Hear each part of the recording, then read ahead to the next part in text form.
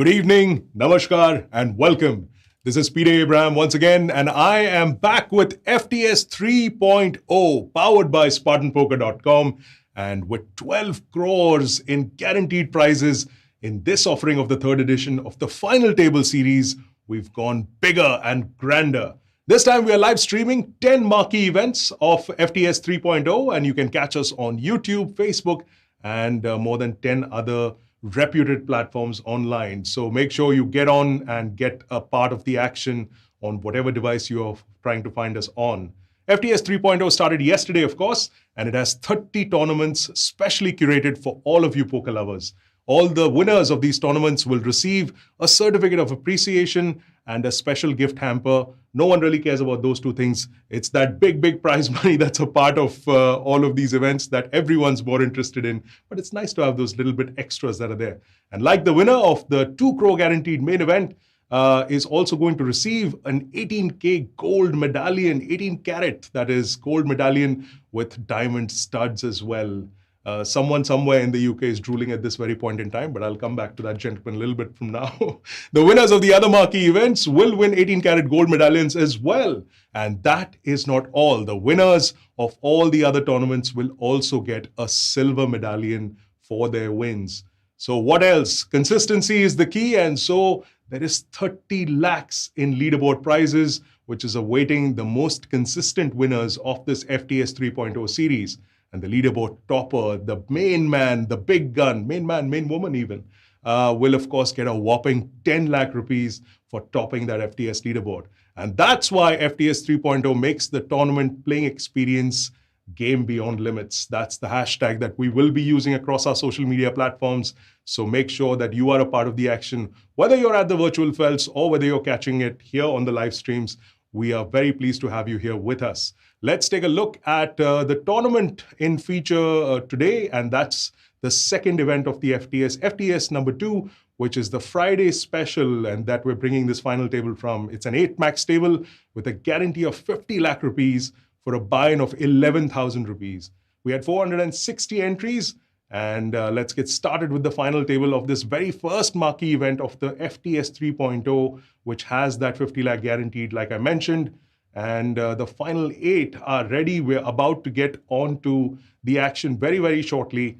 And just to give you an idea of what's awaiting the winner of this tournament, it's 9.74 lakhs going to the first place of this particular tournament. And let's not forget that 18-karat gold medallion as well, the certificate and the gift hamper as well. And let me add here that if any player makes it to the final table of all the 3 specials, that's the Friday Special, the Saturday Special, and the Sunday Special, boy, that's a lot of specials, then his or her account will be credited with an additional 10 lakhs, with 5 lakhs as cash and 5 lakhs in gaming bonus. So let's wish all the finalists the very best of luck.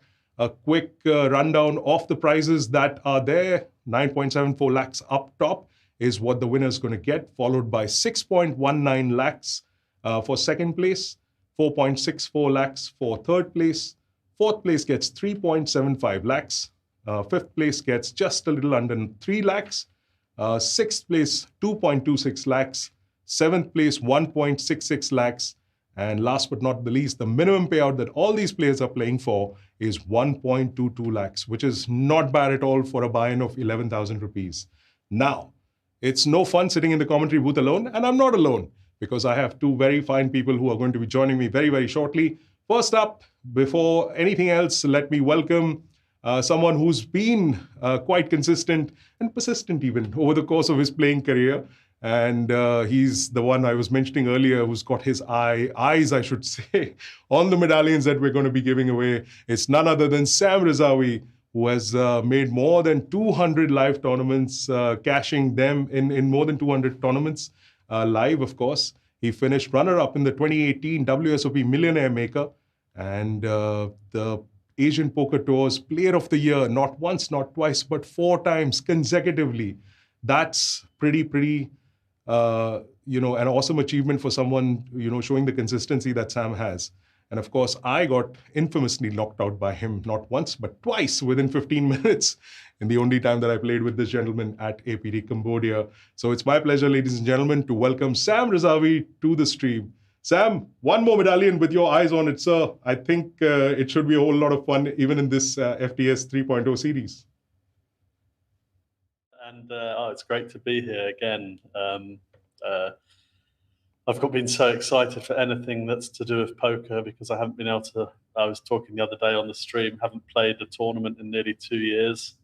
I don't really play online that much anymore. So yeah, it's just so excited to be back for this series again. Lovely, and it's great to have you here with us, Sam. I think it's going to be quite an interesting set of tournaments that we're going to be commenting on, as usual, of course. And joining us in commentary is another very well-known player on the circuit, an engineer and an MBA degree holder as well, Mahima Walia Das, a name that everyone knows on the circuit because of the consistent results that she's been putting in across the various felts. She's been working with startups, leading their strategy, fundraising, program management, marketing, PR, finance, business, and HR. Man, it's a one-woman army right here. And currently, she's working for a startup called A-Win, if I'm not wrong, as chief of staff. And though Mahima calls herself a recreational poker player who plays only once or twice in a month, she's doing way better than a recreational poker player should. She's already won premium tournaments like the IOPC High Roller and the Millionaire United on Spartan Poker. And she's also played, I beg your pardon, the Match IPL with the Jaipur Jewels team for all the seasons till date.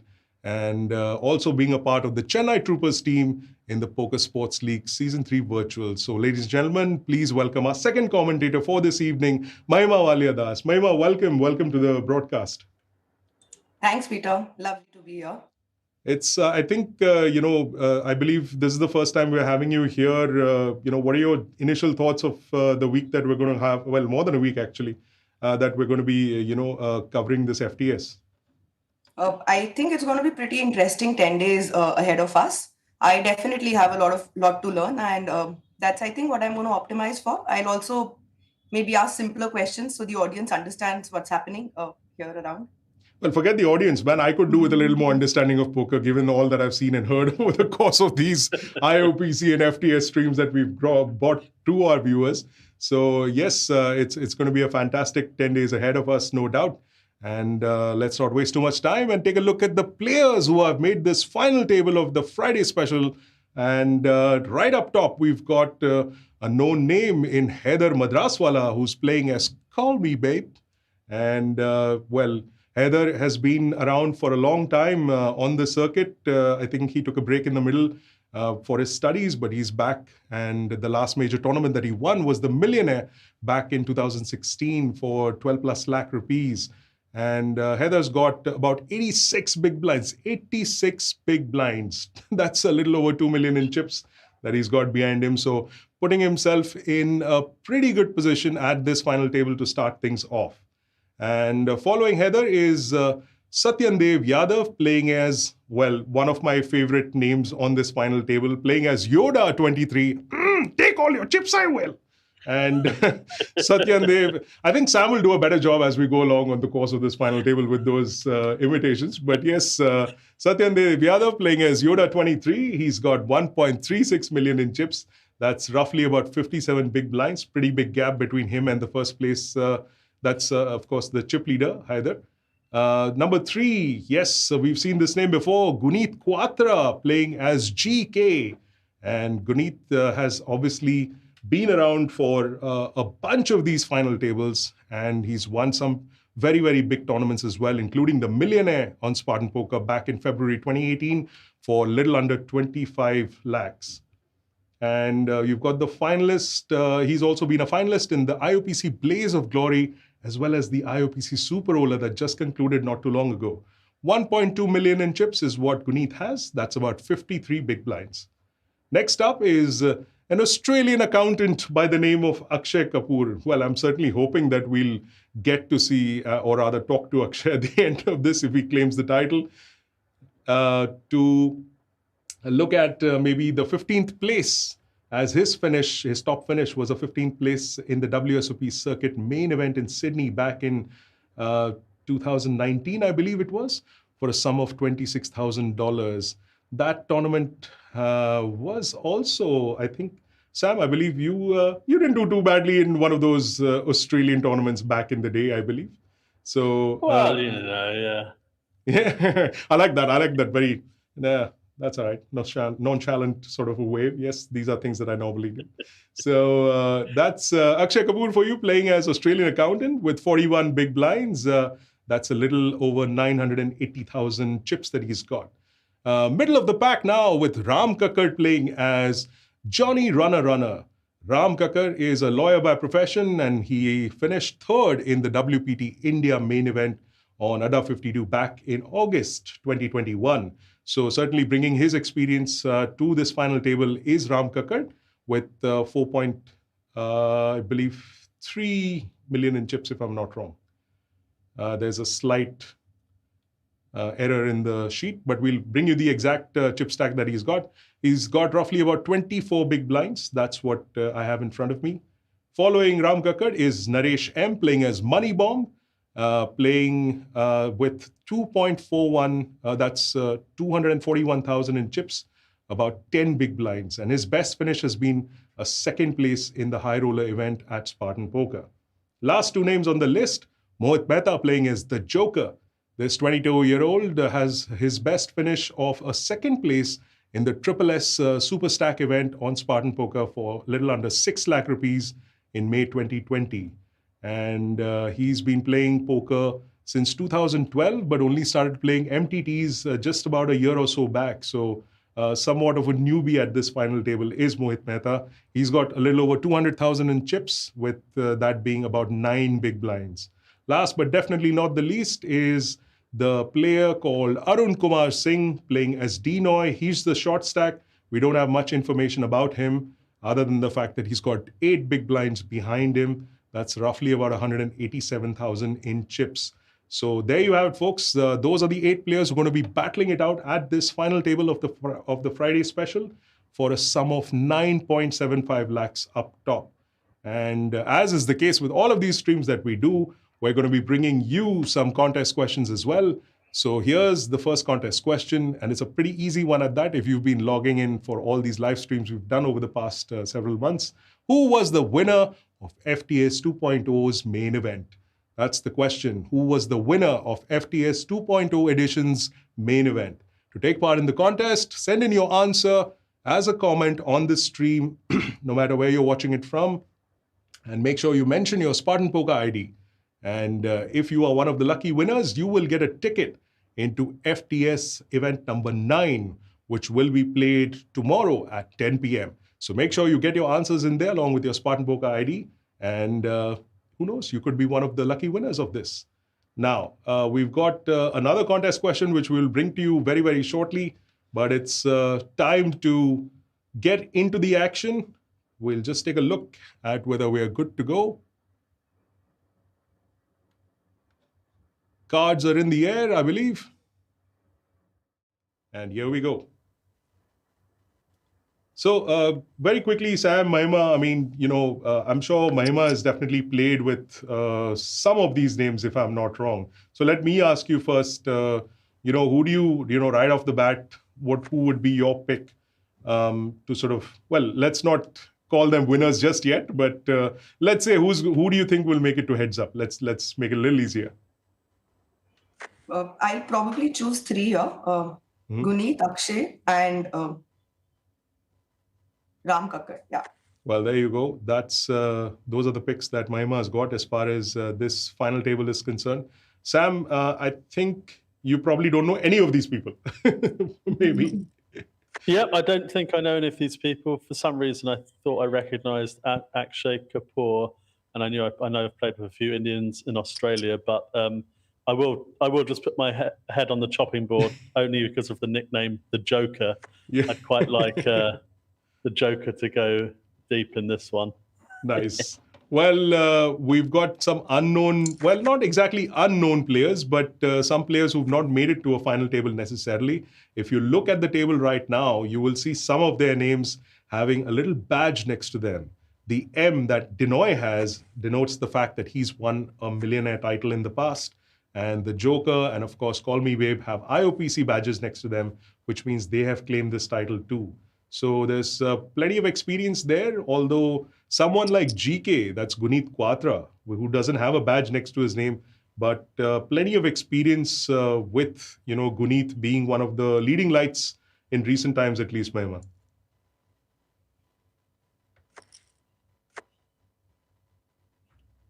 Sorry, Mahima, can you hear me? Yes, I can hear you. Yeah, I was just saying that, even GK, who's not really won a title or a badge per se next to his name, even he's he's been doing really well in recent tournaments. And so someone who can easily get that to his name at the end of this evening. Absolutely. Also had a tremendous run off lately. And I think he did win a millionaire way back in 2018. I'm not so sure about that, but Okay. I could be wrong. That being said, though, there's an interesting hand that's taken place with us. Nut flush for Yoda against another flush for... Look, this is going to happen over the course of the hour that I'm going to be here. It's just the way it is. Yeah, this is an interesting one. I don't think Callmebabe is going to be able to call on the end here. You have to call on the turn, speculation-wise, but you don't expect Yoda to come out of a big bluff if he has the goods. So, yeah, good fold. Yeah, a small flush there for Callmebabe. But, well, there's the kings that present themselves once again. Pairs. We are missing our third commentator at this point in time. Every time we see kings. I was just about to say, Kevin McPhee must be somewhere close in the building because the King of Diamonds has cropped up. Well, there you go. And sure enough, Denoy being the short stack, no other option for him but to put it in there. Oh, and it's so unfortunate. Under the gun as well, you've got every player at the table to make that decision and pick up a hand, and you don't get the action. But yeah, oh well, it's still in.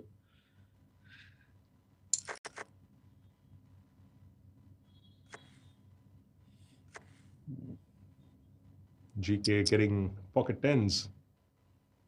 And sure enough, bumps it up. I can't see much happening here. It should fold all the way around. Yeah. Is this a healthy amount of garbage there? Mm-hmm.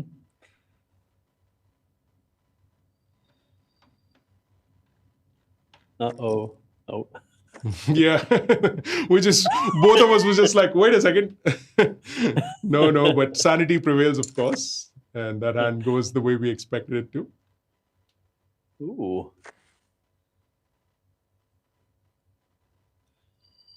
I think... Arun's getting pretty good hands, likely to double up soon. Yeah, the poker gods are being a little kind to him. Yeah. Battle of the short stacks. Roll in and fold. Could he have limped here to maybe induce? Yeah, I was thinking this. The problem is, I don't know. Would it make sense considering his opponent is also a shorter stack than he is, in fact? I think the thing is when his opponent is that short, all the hands he's going to jam with when you limp, he's probably going to call off when you shove anyway. Right. So you don't want to just, I don't know. I mix it up, I think. I'd be more inclined to flat call if I had someone with big chips behind that's going to put me under pressure with hands like 9-10 quite legitimately. Right. Here again, could we have had a call in the last hand by Money Bomb with an ace high? Did the Joker just shove blind on blind? Yeah. Yeah, what was it? Ace 4, Ace 3? I didn't Ace quite 4. see. Ace 4 off. Yeah, I think that's a call. Yeah, how many big blinds is that? 7? Yeah, that's a snap call, I think. The ICM considerations aren't great there because there's 3 of them. I mean, what are you trying to do? Outlast the other 2 really short stacks and then go on a run? I don't know. I think that was a fine opportunity. What did the Joker shove with? Sorry, I was Queen 7. chatting away. I didn't see. Queen 7, the computer hand. Yeah, no, I think the Ace 4 is a definite snap call there. Well, we should see some action in this hand, I would think. Quite a few nice hands. Yeah, this is yeah, thankfully for Denoy, he was in slightly too early a position to go with the king-queen there. Otherwise, that was a legitimate reshove. I'm sure this is going to be a 3-bet here with the ace-queen.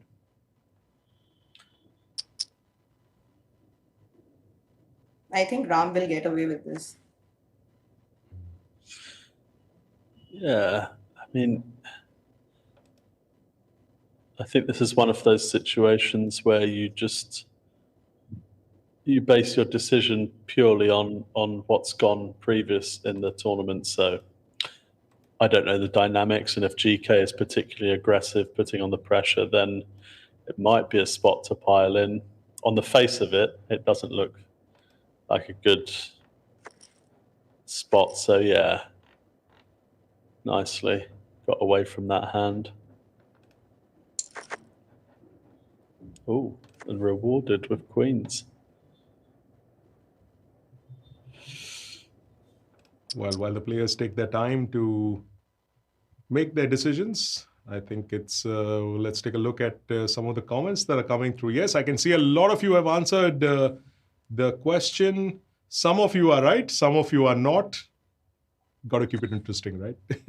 So yeah, and if you've missed out on that contest question, we wanted to know who the main event winner was of FTS's 2.0 edition. So get your answers in there with your Spartan Poker ID into any of the streams that you're watching on. And if you're one of the lucky winners, you get a ticket into tomorrow's event at 10 p.m. Pocket threes for Denoy. And he folds. Frustrating. Yeah. Frustrating to be that short, both the Joker and Denoy, and have hands in a position where you just can't do anything. Yep.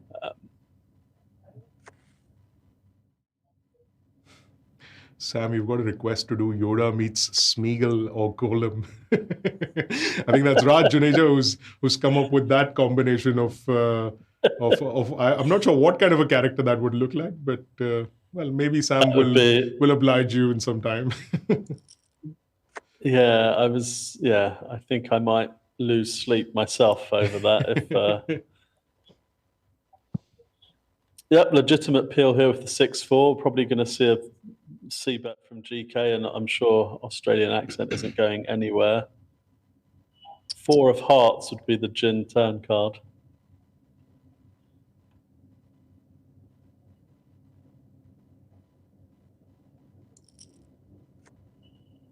Oh, not the 4.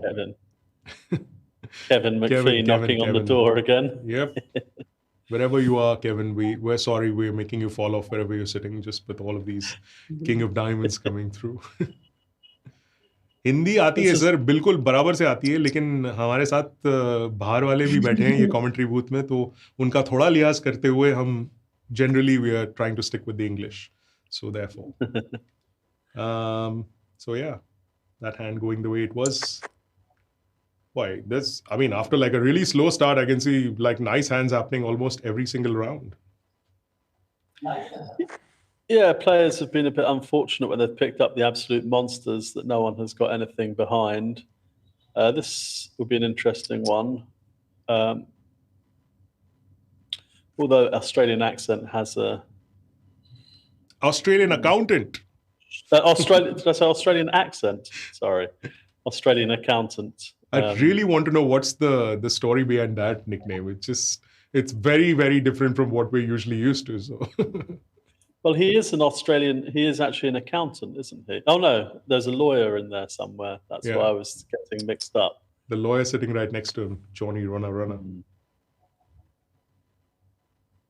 Yes, I was going to say, so it probably, he does have a legitimate, like, on the cusp of a shoving free bet or shoving stack, and if he shoves, I mean, that would be the end of that hand, which it is. Oh, money bomb needs to tread carefully. Oh, immediate fold. There's a lot of restraint being practiced by many of these players. Yeah, that's solid.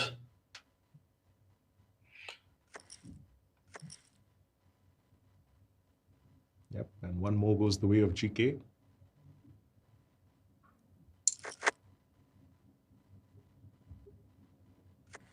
Wow, we're already like 10 minutes into this final table and not one bust out yet. Oops.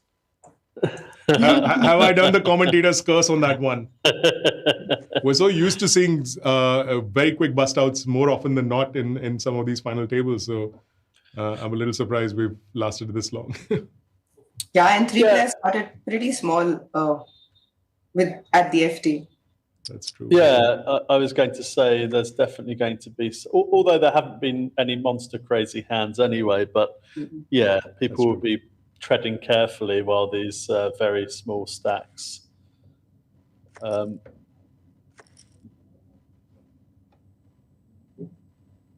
that's a fine shove. I was wondering why he just piled in there, but the effective stack, is Johnny with about, 13 bigs? Yep. 14 bigs. There's some action coming our way. Yes.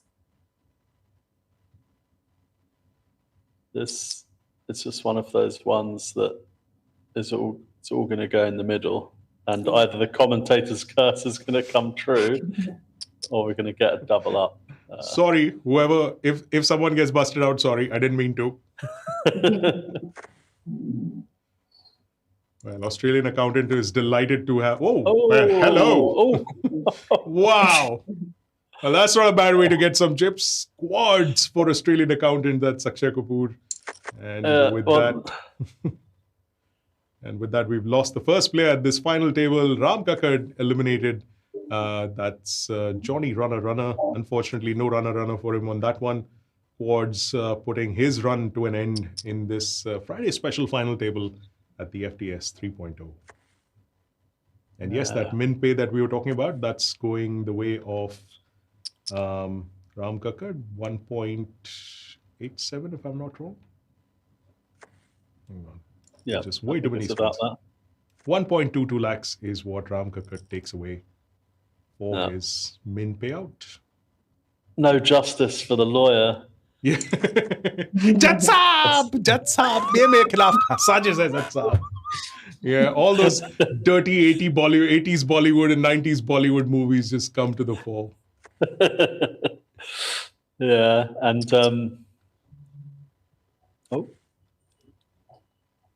another one. It's just so frustrating when you're so short that people should really call with any two from the big, but those two are just 10-4 offsuit.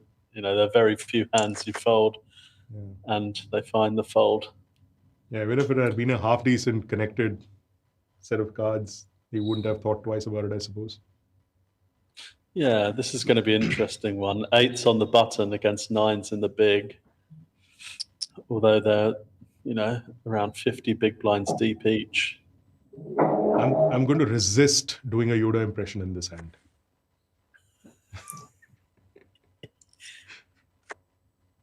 Well, hello. Now I think I have to.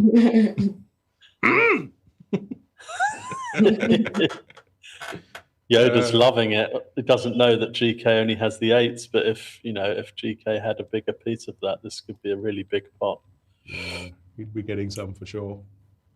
Could Yoda have 3-bet here from the big blind as well? Yeah, I think I mix it up between the two. I think given the specific situation with the 3 really short stacks, you've got 9s. Do you really want to be put in a position where you're then 4-bet and you make a decision to either, lose a bunch of chips for nothing or have to get in 50 big blinds? I think in this situation, I don't mind the flat call.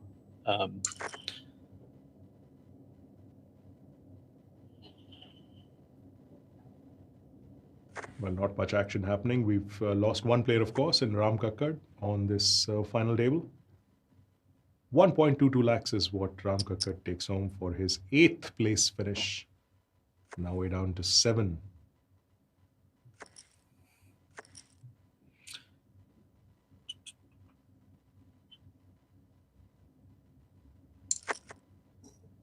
Oh, delicious.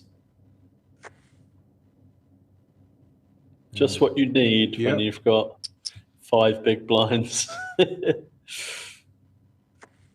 And massive spot here. 1/8's about to be folded, leaving GK with 1 out. It's not going to damage him too much. But this is going to be an all-in and a call, obviously.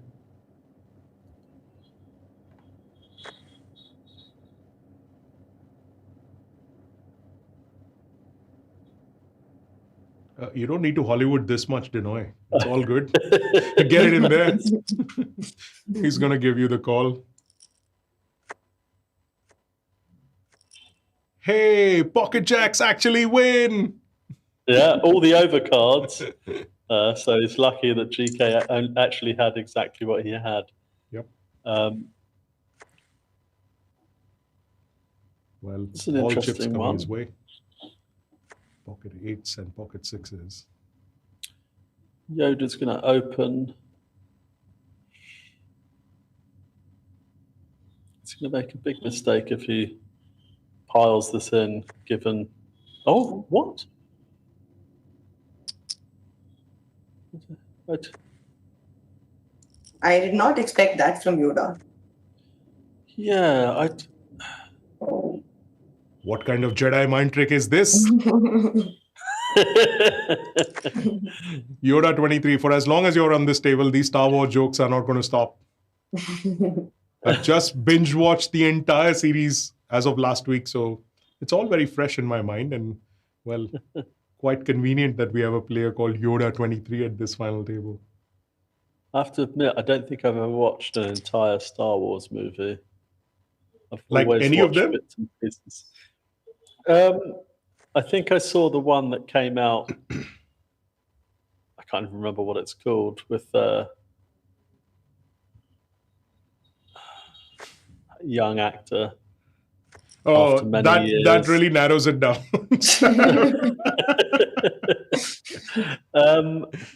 Yeah, no, I never really got into Star Wars. I don't know why. Well, that's something all our viewers can do for Sam. Why don't you tell Sam what's the first Star Wars movies that he should watch? Of course, there's a order to it all, but what's your favorite Star Wars movie? It's not a contest question. I just want to put it out there. Just want your opinions. That's all. And I've just been informed that there's a brand new tournament that we've introduced called The Feast, and where it's on right now. There's just about an hour left for today's late registration in this tournament. It's a multi-flight tournament for all the 9 days that we're going to have. 1 crore guaranteed for just a 2,200 buy-in. So 1B is under the way at the moment. So get in there, get a piece of that action at The Feast, as it's called. Less than an hour to go for today's day 1B registration left. And this takes place at 4 p.m. every day. So make sure you get in on the action. Get a piece of that 1 crore prize pool for just 2,200 rupees. Delicious. I guess this is going to go check. And then, depending on the river, hero calls can be made. I wouldn't be too worried about the flush for sure. I'm smelling hero call. Oh, never mind. Check. I wonder if the hero call goes the other way with the ace 10. Yeah, this is just going to be checked down anyway. Yeah, I don't think Callmebabe or Haider Madraswala, who's playing as that, is going to do anything. Well, yes, he didn't. I thought he'd bet the pot for a second there, but clearly not. No funny business. Well, someone is getting out in this hand. Someone is definitely getting out in this hand. Oh, boy. Yeah. Oh, wow. Look at this. Limping. I mean, I guess the way it goes, GK is definitely going to fold. Yep. Callmebabe is going to be in a tough spot, but you've got to be suspicious of the limp. And this is probably just going to end up just all in between the kings and the queens.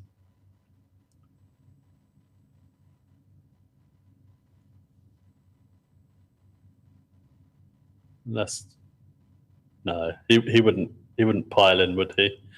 Oh.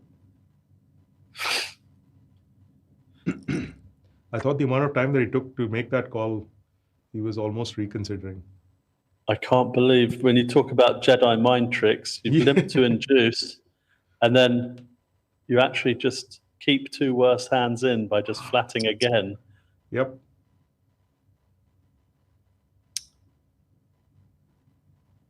Boy, GK must be kicking himself. Really, I wonder if Australian accent is gonna probably not get away from it on the turn, but you've got to be suspicious of the way the hand's been played. I mean, Yoda's going to go all in here, but Yeah, it's like I that's mean, pretty much what's yeah. happening at the moment. Come on, stop smiling, Mahima. We know you do the same thing at the virtual tables as well. This is nothing new for you pro or semi-professional players. And with Good that, game. GG, Australian accountant. Time to go and hit the books because that certainly went into the red. But very well played by Australian accountant. That's Akshay Kapoor, who finishes in 7th place, getting knocked out by Yoda, 23. For 1.66 lakhs, that's the prize money that Akshay Kapoor has taken for that 7th place finish. And then there were 6. And then, yeah, poor. I mean, he doubled up with queens, got quad queens, and then a few hands later they come back to teach him a lesson. Yeah. There you go. Well, I'm going to grab a cup of coffee real quick and leave you guys to it. I'll see you in a few minutes. See you shortly. I mean, look at this. This is crazy that the 3 shortest stacks, and when you say short, we're like super short, are managing to survive. We've already lost 2 players, but I mean, they're hands that are really unavoidable. But yeah, those 3 short stacks are really going to be loving what's going on at the moment, and I think that puts Yoda as well in such a strong position because you could legitimately start, just shoving every hand, and all you're really at risking is, I mean, maybe pay a bit more attention to when Callmebabe's still involved, but you could, whenever he folds, you can legitimately shove any 2 cards there, and GK especially will have a real ICM horror decision to be made, I think if Callmebabe raises, given the King 10 was in so quickly, I think the Joker is probably going to get this in here. Or what do you think? Yeah, even I think so. He should do that. I think it should definitely be all in here. Oh. Oh. That's exactly what you don't want. Yeah.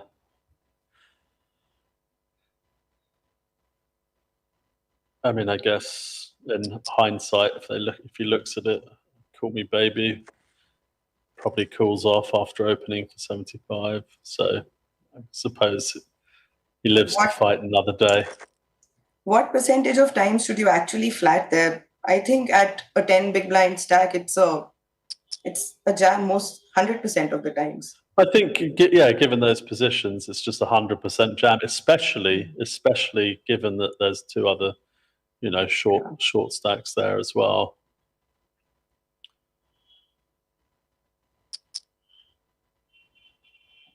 Wow. Oh, that's a 3. Okay. I didn't see GK open. I like this. He puts a lot of pressure on GK. It looks super strong. 3 betting with 2 really short stacks in the blinds as well. So yeah. GK can't really call there, I think. So yeah, good play. Yeah.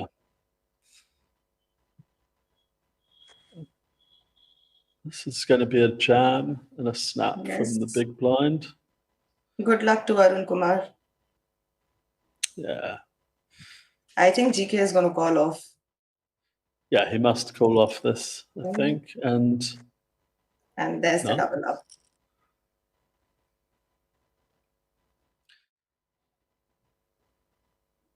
Nice double up, well needed. This is an interesting one, although GK has nearly 20 big blinds. Often when you get in this position, you feel you feel like you need to sort of shove just to not be re-jammed on. So it'll be interesting. I don't think he'll raise. I think it'll either be a call and he's going to be put in a really tough spot when Callmebabe undoubtedly just shoves here. Yeah. Painful. Probably let it go, yeah. Painful, but yeah, you've got to let it pass. I think the problem is that Callmebabe is going to shove on you so wide that if you're not going to call it off, just save the half a big blind or shove yourself. Yeah, he could probably have just jammed himself here. Yeah, I think just that's the problem. You're sort of in the same position here. Another 3-bet. Although, yes, he'll definitely 3-bet on the larger side, around 3 million, I guess. With Yoda in the big, he's not going to just pile it in, obviously. But I think he'll go to about 3 million, force the action. Oh. Okay, 1.9. This is an awkward one. I wouldn't mind getting aggressive and piling this in here. Just given the fact that Callmebabe seems to be trying to run over the... Yeah, I like that. I don't mind that. Yeah. And actually... GG, Guneet. Yeah, and also to be snap called and to find out that you're in such good shape, and it's just a flip. That's unfortunate. I don't mind that. I don't think that was a mistake. No, Callmebabe's just been, running over the table, and yeah. Very frustrating though, starting with a huge stack and then. Oh yeah, of course. Getting regular 3-bets and. Yeah, I mean it's just that's just the way the cards go sometimes, isn't it?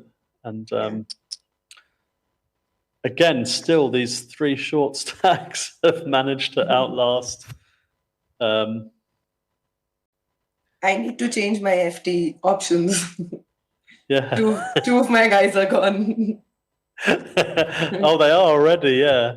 I know the Joker's still lingering in there, so I might still have a shot. For the payouts, 3, 4, 5. So that was 226,000, right? And well, let's see what happens here. I mean, can Callmebabe just go on a... Yeah, nice. Money bomb, the short stack still hanging in there. And I was just talking about the Joker, and unfortunately, this is a setup. Yeah, just nothing you can do. I would quite like to, that's nice, the min raise to try and induce, seeing what Callmebabe's very aggressive. But yeah, he's got the action anyway in 10s. Let's see if the 2 outers anywhere.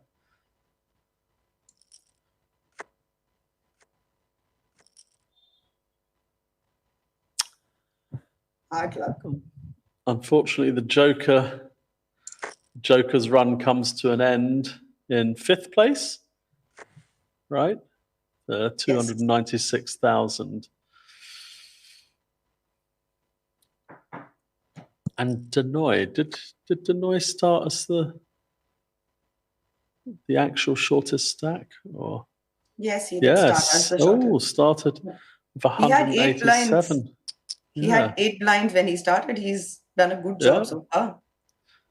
He's done a great job of putting himself in contention for sitting 3 of 4 now. This is a dirty turn card, but I think Callme's going to try an overbet bluff here on the end, and I can't see Yoda. Oh.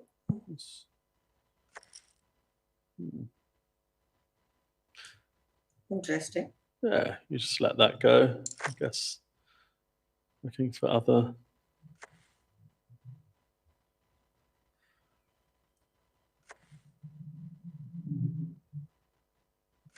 Oh, wow. I would definitely never fold when I've got like 4 times the chips that the big blind has.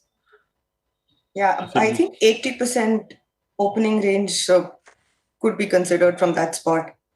Yeah, and I mean it's king high as well. Like that's sort of top end. Nice play with the Jack 6, putting pressure, ICM pressure on the money bomb. Yeah, I think this Denoy is going to be a force to be reckoned with. Especially if wins a few more pots, and especially when you sort of come back from that. You go into the final table as the shortest stack, and you're thinking, if I can ladder a couple of spots, I'll be happy. It feels like when you really have a bull run like that, it really feels like you don't have much to lose. So that's the extra added oomph that you can bring to the game when you start going on a run like that, I think. All of these guys are at least taking 3.75 lakhs home today. So a good payday. Yeah, 3.75, and it's payouts are nicely sort of it's a nice even sort of spread. 3.75, 4.6, and then the two top spots, 6 and nearly 10 lakhs for first. Can't see much going on here. It's probably just going to be checked down. Yeah. Yoda could maybe barrel. Yeah, I think if it's checked all the way to the end, I quite like a 2 million bet on the river. Although this is one of the cards that you perhaps can't. This is going to be checked down. I'd like 1.5 if you're going to go for it. Easy call. Yeah, I don't mind. I mean, sometimes you just have to give up, but sometimes if you know that the only way you can win is by betting, then you're kind of forced to do that also.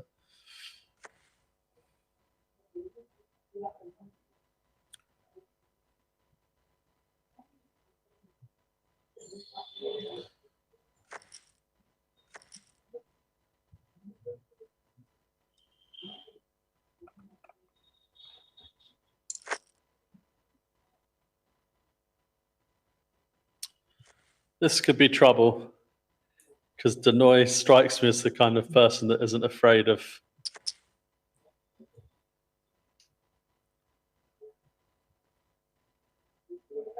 four bet jamming. But although Callmebabe will probably just pile this in, and then I think he could allows fold. Denoy to Yeah.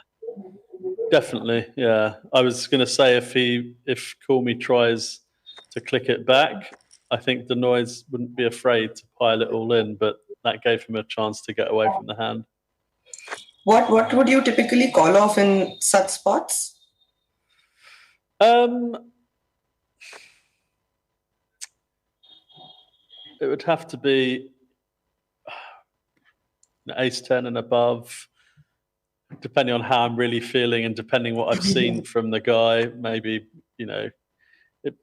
it really depends. It really depends. Like for me, it always my range starts getting defined based on what I've seen from the player, as opposed to having a solver that says you call off with this and you fold that. So based on how aggressive he's been playing and what I've been seeing, yeah, I mean, if I didn't have money bomb next to me, and that ICM consideration, I'd probably call off a lot sort of looser king queen suited,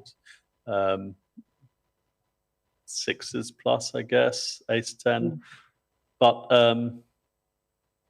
yeah, I think conversely, knowing how aggressive Callmebabe is, I might have opted, if I'm not going to continue with the ace-4, based on the percentage of the time that he's going to put me to the test, maybe just fold Pretty pre-flop. legit. I know that's really tight.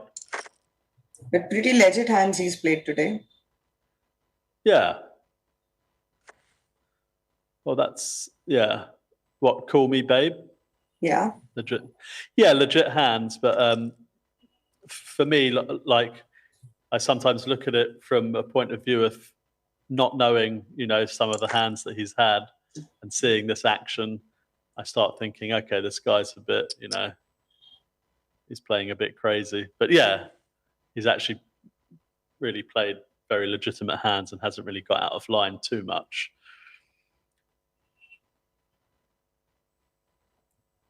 Money bomb, I doubt he's going to hang around here. I think he could jam. Yeah. Yeah, definitely. No hanging around, time to get it in. He's got no ICM pressure, nothing to lose, and he needs a double up quickly. Yeah. Ooh, it's not going to fold, is it?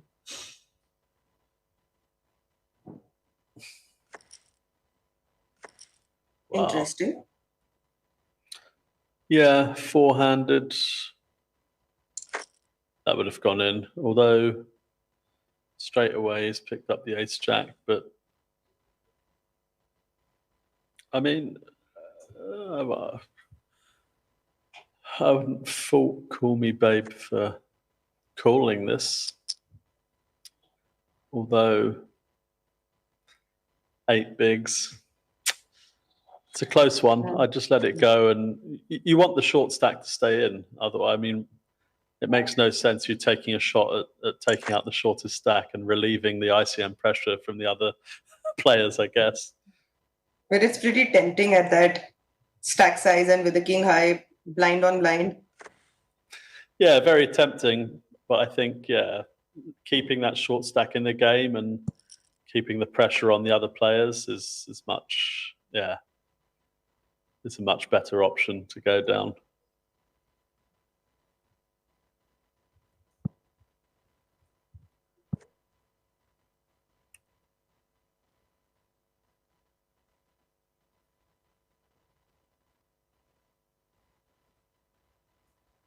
I think it's time to bet. Yoda hasn't shown a tendency to, to bluff, so you're probably not going to get a bet out of him until he hits something. So.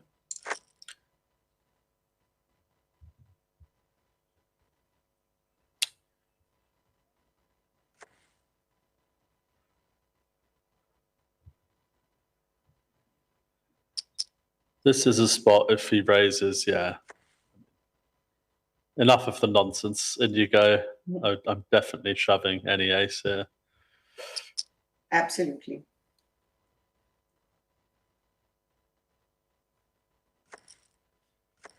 Yeah, I think it's fine to open 100% of hands and almost open it every hand 100%. There's been no really playback by Yoda, so, why not? He's probably going to win enough times in a round to be profitable anyway. This might be... Yeah. He's going to save himself.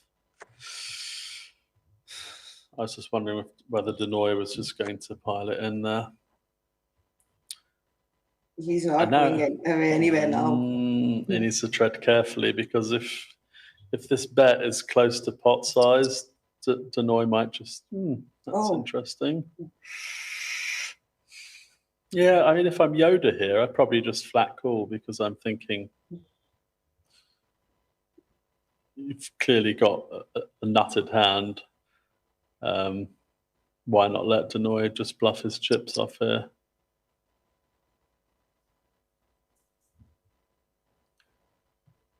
And I wonder...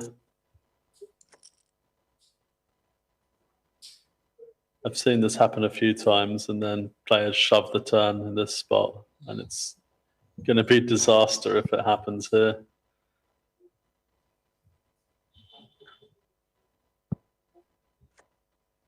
Oh, pain. You had to hit it.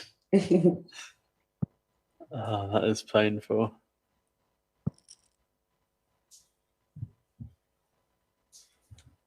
Yeah, I mean, Yoda could shove the turn. I think the way it was played is just quite confusing. Like, Yeah, by both the players. Honestly, I didn't quite understand Denoy's gameplay either.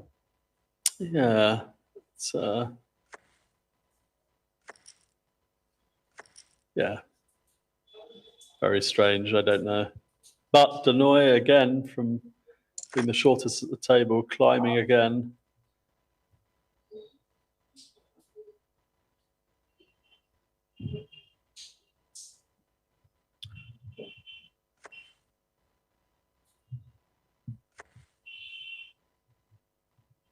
And yeah, I think these two players are obviously going to tread very carefully until at least they're down to three-handed anyway.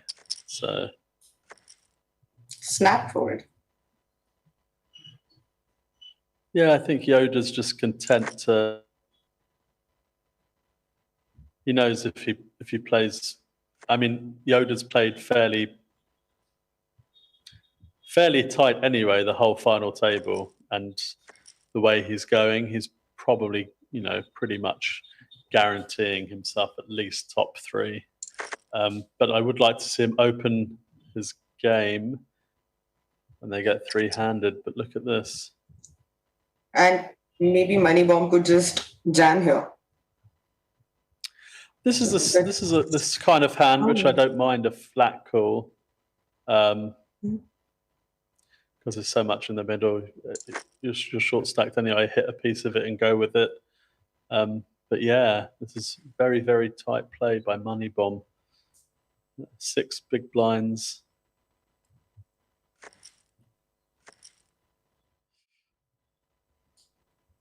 And it's at this point that Callmebabe should really be ramping up the aggression on every single hand. If it folds around here, Denoy shouldn't be opening. He should be opening to like 1.5. Big opens that Yoda just can't peel.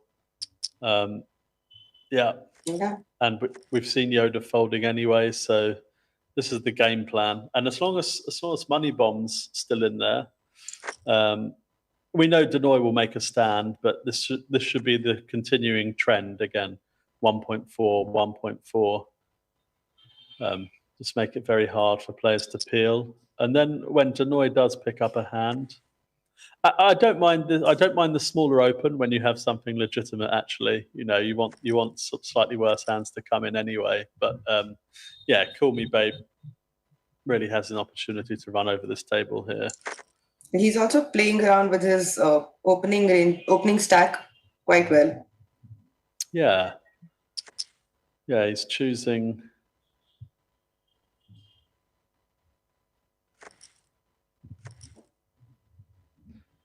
Yeah, I mean, Money Bomb's going to have to. It's going to be forced in shortly, so this is as good a hand as it gets. Yes. And I'm sure this is going to be an all-in. And yeah, probably a call. Yeah. Probably yeah, cool. All in and a call.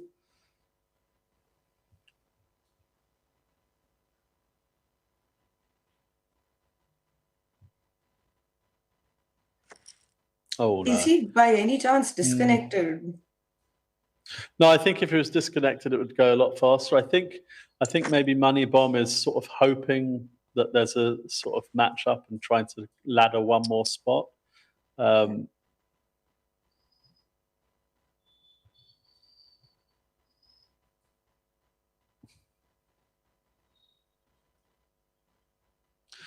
think I like an isolation raise here. I don't want Yoda to come in and actually bust him. I'd rather either bust the player or keep him in the game, because we want to keep that short stack in the game. So, yep, sometimes there's tactics. Oh, let's flatten, try and bust the player, but doesn't apply there. Callmebabe again, open here. This will be an interesting one. This will be interesting to see what Yoda does. And I like that, again, going on the bigger side when you've got trash. And this is going to put Denoy. Let's hope Denoy doesn't find a squeeze spot here. Although I have a feeling it might actually work.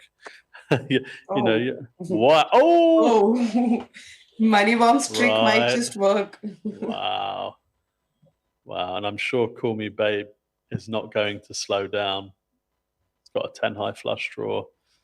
Jack high board never helps anyone.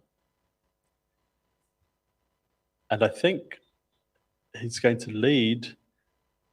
Flat call by Yoda. Oh, wow. Ouch. And just like that, a flush is no more. Full house for Denoy on the turn. And, Denoy is going to come away from this second in chips.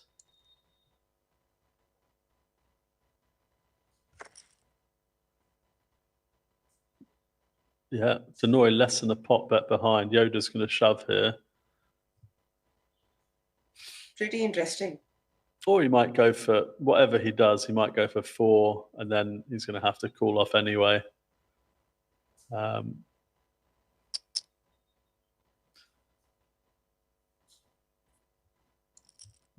with the full house, wow. And the shortest stack on the table is now second in chips. Yeah, and now just look at this. Queens.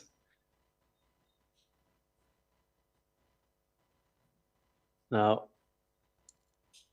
I mean, Queens will raise. Money Bomb, it's going to be all in for sure. Unless, I mean, if Money Bomb's tactic is to try and ladder, I was going to say, might just try to. Just can't fold this. Yeah. I think on a flop like this, I would never bet out. I'm looking for Yoda to make something somewhere, because anything bigger would have been in pre anyway. But yeah.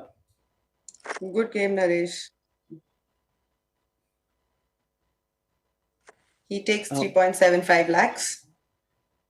3.75, and just like that, this is crazy. The shortest stack on the table coming in is verging on the chip lead now. It's going to be interesting now because the tables have turned now. Denoy is doing what Callmebabe was getting up to. And yeah, the ICM dynamics have shifted now with Yoda being the shortest stack and Callmebabe has to tread a bit more carefully.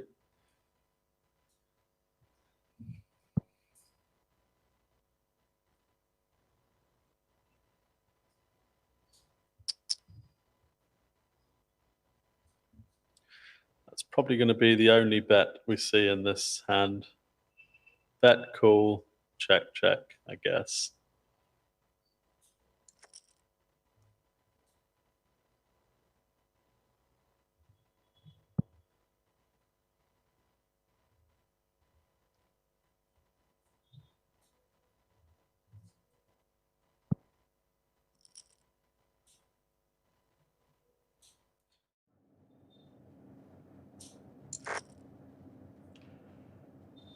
Well, clearly I've missed a fair amount of the action in the time that I've been out.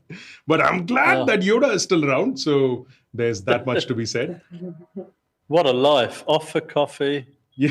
Comes back when he wants. Yeah. It is a good life. I need to renegotiate this contract later. We'll just send you a whole bag of coffee, no worries.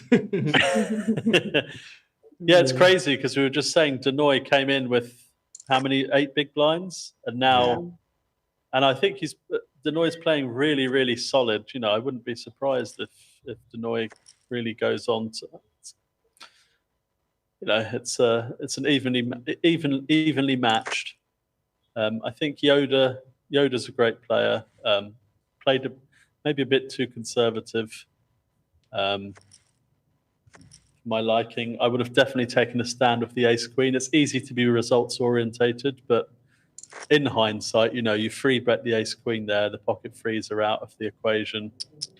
That's not really the way to look at it. But in that position, You can't just let Callmebabe just, run you over. It's not the first time that it's happened either. I mean, even at the start of the final table, there were one or two spots that he could have, done something, but maybe a little too coy, I suppose. Not coy there. Wow, and actually, it's not the worst hand to do it. Yes, although, no, Yoda, no. That's what happens when Yoda's support leaves for a coffee. Yep. It is my fault. Came apart. Crashing into the exit is Yoda 23, and with that we have another casualty at this table. Let me quickly take you through the bust outs thus far. Of course, the first casualty at this final table was Ram Kakad playing as Johnny Runner, finishing in 8th for 1.22 lakhs. Then we had Australian accountant, that's Akshay Kapoor, playing, finishing up, I beg your pardon, in 7th for 1.66 lakhs. Followed by Guneet Quatra playing as GK in 6th for 2.26 lakhs. Mohit Mehta playing as the Joker, 5th position for 2.96 lakhs. Naresh M playing as Money Bomb in 4th position for 3.75 lakhs. And of course, Satya. It's the easiest sound in the world to make for me, so I'm just going to... Satyan Dev Yadav playing as Yoda 23 was our latest exit, finishing for a not bad sum at all of 4.64 lakhs. And it's down to heads up between Haider Madraswala playing as Callmebabe and Dinoy, who, remember, started this final table as the absolute short stack. And he's now looking to play for that title. Not much between the two stacks here. Anything could happen. Arun Kumar Singh, that's Dinoy battling it out with Haider Madraswala for this title. And for those of you who took part in our contest, we asked you who was the winner of the FTS 2.0 main event. And the answer that many, many of you have got right is, of course, Siddharth Karya, who plays as Ari Tribbiani in that particular edition. And we have a winner as well. I'm just waiting for the information. Yes, the winner of that ticket to the FTS event number 9 tomorrow at 10 p.m. is Kimmy Michelle Loy, playing as Grizzly. That's the Spartan ID of Kimmy Michelle Loy. Congratulations, Kimmy, for winning that ticket for tomorrow's event. And hopefully you'll be at one of these final tables, and we'll make fun of you like we've been making fun of Yoda. I don't know what I could do with Grizzly. Yoda's so much more easy to work with than Grizzly, but hey, I might just dust out that teddy bear costume that's somewhere in the back of my closet. Yeah. So there you go. Those are the 8 finishers at this final, the 6 finishers, I beg your pardon, at this final table. And it's now down to 2. I think we've got 2 really strong contenders as well, actually, for this heads up game. Callmebabe's got lots of different, lots of moves. Let's call it. And I saw in the hand a couple of hands ago where he's, floated clearly with a plan with ace-6 of clubs on an all-red queen-high flop. Managed to get away on the turn, which wasn't particularly good. But you can see, really, he's really aware of, heads-up play. And Dinoy, like I mentioned before as well,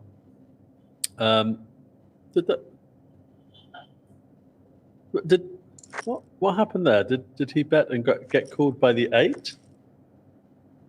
Yes, Dinoy bet there, and he got called off by Callmebabe. Wow, 4 to a straight as well. That's a very good call. But Dinoy, as I was saying earlier, I think he also takes into that, in less than an hour, staring last place in the face, and now suddenly being heads up. Nothing to lose, really. So. This could be interesting. And when it's your day, it's your day. This is just call me, maybe. For sure is. There's going to be some calling happening. Yep. This is an all-in. Oh. Jacks. Oh, the Jacks. Okay. Well, you can call him anything you want right now because it's just running hot. Hot is what I'd call him. He started off with the chip lead and he still is the chip lead. Yeah. And a diamond on the turn might make things... Yeah. I think given this texture, I mean, legitimately the only thing you can scare off here is Queen 10, 9, 10, Oh, boy. and there we go. Wow. Wow. And there you go, folks. That's the end of this Friday special tournament won by Callmebabe. Call him hot, call him run good, whatever you want to call him. But you have to call him the winner at this Friday special event where Haider Madraswala has claimed the title, winning in heads-up against Dinoy. That's Arun Kumar Singh for that up-top prize of 9.75 lakhs. And like Mahima mentioned not too long ago, he was the chip leader when this final table began, and he just held on to it through and through. Something which, Sam, we've not seen too much of in the past. A chip leader at the start of the final table actually going on and winning the title as well at the end. So I think that's a little different from the usual trend that we've seen. Yeah, and I'm glad earlier on when we were talking about players, I was going to put my neck out there and say exactly what you've said, that we haven't seen a chip leader go on to win it. So I was going to say I think the trend might continue, but I mean it was a great performance anyway by Callmebabe. Making all the, almost flawless throughout the whole thing, and obviously a bit of fortune on the last hand, but the hand plays itself. It should have been all in pre-flop anyway, or could have been. So yeah, really worthy winner and runner-up. Well, we're going to take a call with the winner. But before that, I think let's take a look at... We've been doing these hand of the days across the last series and in this one, of course. So let's take a look at one of the hands that caught our interest in particular. Here's the hand in question. Yoda 23 with the ace queen against the pocket threes of Dinoy. Yeah. I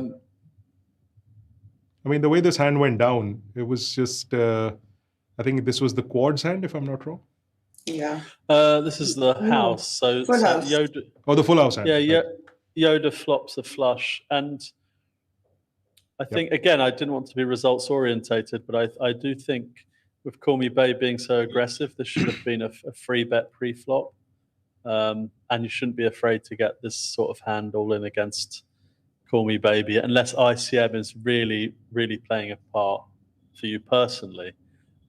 This should have been played a lot stronger, and it's not because of the fact that you lose to a full house. That's just unfortunate, but things might have been different. The threes probably definitely fold if there's a 3-bet there. And yeah, it's just unfortunate that I was, again, impressed by Callmebabe being so aggressive that actually on pretty much the best flop you can hope for, other than actually flopping something decent with 7-10, not to put another cent into the pot. It's like, even the turn, it's although, Yoda led the turn, but I would have expected a lead 100% of the time there, and then you could just shut down. That actually... 10 of spades for backup. That actually caught us all by surprise, the fact that nothing went down on that turn card. Yeah. Well, that full house pretty much taking the pot, and I think a big turning point for Dinoy getting to that heads up through that particular hand. So pretty interesting way that went down. We're going to try and get... production is connecting with our winner, so we're going to take a quick break before... Oh, we've got one more hand, I think, that we're going to look at. Ooh. This is the quads hand, I believe, that Dinoy had with queens. I think this is just the money bombs bust out. I think it comes 5-9-5, the flop. And then Dinoy just leads on the flop and gets a fold. Right. Yeah. I think they might have been looking for the quads hand. But yeah, all right. I think we've not managed to get that particular hand in place. So we're going to go into a break. But when we're back, we're going to be talking to the winner of this FTS event. That's Haider Madraswala. So stay tuned. We'll be right back.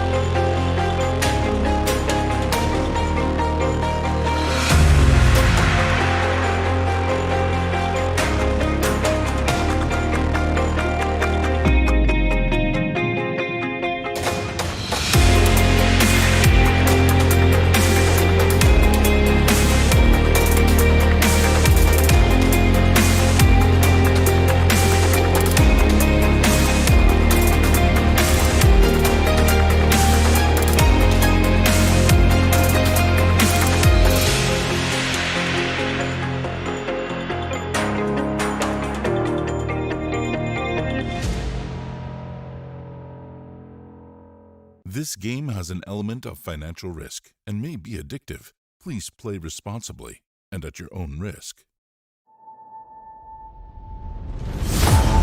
Welcome back. Sit down and buckle up, because what comes next will blow your mind.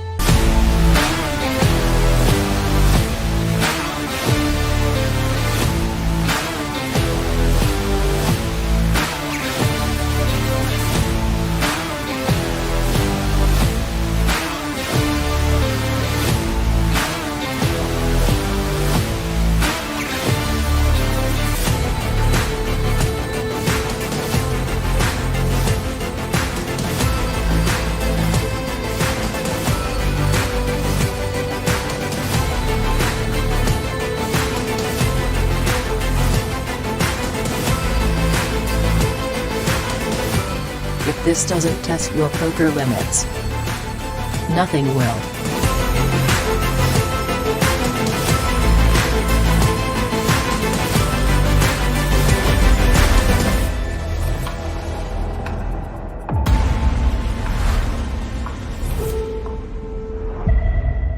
This game has an element of financial risk and may be addictive. Please play responsibly and at your own risk.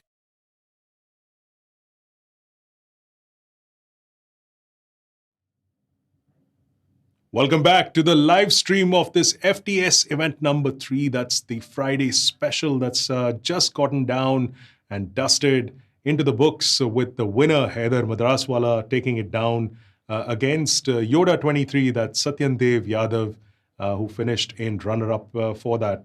9.75 lakhs going the way of Haider Madraswala.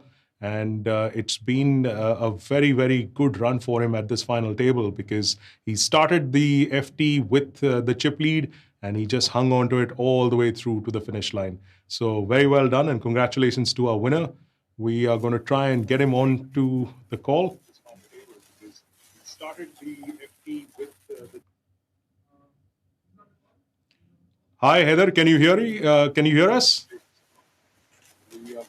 Yeah, I can hear you guys. Can you guys hear me? Yes, we can hear you, Haider. Finally, after all the technical issues. So first up, man, congratulations. Extremely well played. Very, very controlled sort of, play that you displayed. And you've impressed not just me, but also my co-commentators, Sam Razavi and Mahima Walia Das. Mahima, if you have any question that you want to ask Haider before I torture him a little bit. Yeah, congratulations, Heather. Absolutely brilliant play. Quite consistent throughout. Just want to know, what was your strategy when you started the game with the chip lead, and how did you manage to maintain it throughout? So yeah, the objective was actually quite simple. I kind of had to leverage my chip advantage. Obviously, there's a decent amount of ICM that was spread around the table. There were like 3 short stacks, and I kind of didn't even get like too many spots earlier on, so I was just kind of staying snug. I just thought I'll like watch the game flow, get an understanding also what's happening, even if I'm not like too active. And so then at least when the time came, when I think after somewhere in the middle, I started picking up some hands and some spots, and obviously it was extremely unfortunate to everyone that I just was running too good. I just also wanted to congratulate everyone else on the table. This was a lot of fun as well. And nice one. Nice save there. Humble brag just at the right time there. Hi there. Well done. Sam Razavi perhaps has a question for you as well. Well, actually, I do on that specific hand. I was just saying, we were just looking back on the hand towards the end, which I think it was great how you were leveraging your stack, as you mentioned, like towards the end. Just we were discussing on the stream, now's the time for you to really start pressing every hand. And I think you chose, your bet sizing was great, in all spots. And I just thought, really worthy winner. But I was really impressed that when you opened the 10-7 in that hand, eventually the car crash hand where the nut flush was made and then the pocket threes made a full house. I was really impressed that you didn't put another chip into the pot, especially you flopped a flush draw as well. Do you suspect something's up, or do you just think, when your head's up, it's much easier to take command and just giving up the hand there, or? Yeah, obviously my alarm bells were up and I got called in 2 spots as well because see, I was actually taking down a lot of pots pre-flop, yeah, and the guy on my left was chip leading on like ahead of me for a while, but I really didn't seem to get any resistance, so I understood that I'm going to have to be cautious when I do get called, and in both spots that too. Yeah. So like if I'm going to pick up so many chips pre-flop, I do not necessarily have to go so hard at it post flop, like, and makes sense. I mean, if they're tighter, then I can't really go crazy. And again, yeah, especially, I suppose you had some equity of the spade, and it looked like the post flop play was quite tight anyway, so you get to showdown, I suppose. But yeah, it's great play and well done, good win. Thank you so much. I really appreciate that coming from you as well. That's right. The elder statesman, that is Sam Razavi, who's doling out these compliments and job well done from him. Haider, I just want to sort of go back a fair number of years, actually. If I'm not wrong, you've been playing with us since the IOPC back in those days when it used to be just a leaderboard sort of a situation, right? If I'm not wrong. I'm actually really sorry. There's a bunch of echo that's coming around. Could you kindly repeat? I was saying, Haider, that if I'm not wrong, you've actually played the IOPC leaderboards way back in the day when we were running it on home games. And I think in the middle, you took a break to go and study in Australia or something, if I'm not wrong. Yeah, that was Australia. I did play the leaderboards a bunch then, but that was actually to pay for the rent and food and bills in Australia. Well, there you go, folks. That's how people educate themselves. Well, I think the studies got a bit intense. So that's why I had to take the hiatus until I realized that I just wanted to be playing poker anyway. Right. Well, it's kind of working out well for you, Haider. There's no doubt about that. Paid your education off, and I'm not sure what you intend to do with almost 10 lakhs in prize money, but I'm sure it's some of it is going to be banked towards the rest of this FTS. So extremely well done. Congratulations on winning this title. And we hope to see more of you on these final tables in the coming days. Absolutely. Thank you so much. Cheers, guys. Have a good one. Well, there you go. That's Haider Madraswala for you, the winner of this FTS event number 3. A fantastic performance by him. Unfortunately, he was, like I mentioned earlier, not correctly though, that he was holding the chip lead right through. That wasn't the case. He did have to battle it out in the middle just a little bit. But to begin as the chip leader and to end up with all the chips, a very good achievement in its own right. So that's your first and second place finishers after that short heads up, which is Haider Madraswala playing as Callmebabe. And my favorite username of this evening, finishing in second place, is Satyandev Yadav as Yoda23. 9.75 lakhs for the winner. And let me just take a quick look at the second place prize, which is 6.19 lakhs for Satyandev for his runner-up finish. That's it for this particular tournament. It's been a lot of fun, although it was a short final table to begin things off. But hey, the rest of the 9 days of this FTS is still to go. And remember, every evening at 4 p.m., we have the fantastic Feast tournament, which is taking place every evening of all of these remaining days of the FTS. The second flight just concluded, but you have a chance to take part in the remaining flights that take place every day at 4 p.m. at SpartanPoker.com. A 1 crore guaranteed in that tournament for a buy-in of just 2,200 rupees. Time for me to say thank you to our commentators, Mahima Walia Das and Sam Razavi. It has been a whole lot of fun at this FTS event number 3, and we hope to see more of these guys as we go along in the course of the week. Thank you so much for joining us, and we'll see you on the other side.